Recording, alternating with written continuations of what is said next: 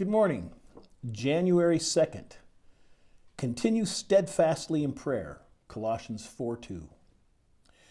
It is interesting to remark how large a portion of sacred writ is occupied with the subject of prayer, either in furnishing examples, enforcing precepts, or pronouncing promises. We scarcely open the Bible before we read, "Then men began to call upon the name of the Lord."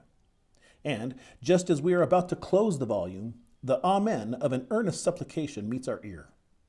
Instances are plentiful. Here we find a wrestling Jacob, there a Daniel who prayed 3 times a day, a David who with all his heart called upon his God. On the mountain we see Elijah, in the dungeon Paul and Silas. We have multitudes of commands and myriads of promises. What does this teach us but the sacred importance and necessity of prayer? We may be certain that whatever God has made prominent in His Word, He intended to be conspicuous in our lives. If He has said much about prayer, it is because He knows we have much need of it. So deep are our necessities that until we are in heaven, we must not cease to pray. Do you want nothing from God? Then I fear you do not know your poverty.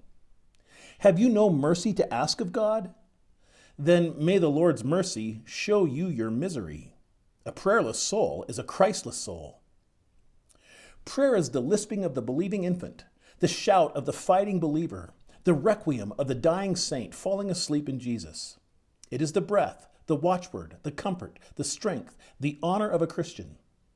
If you are a child of God, you will seek your Father's face and live in your Father's love.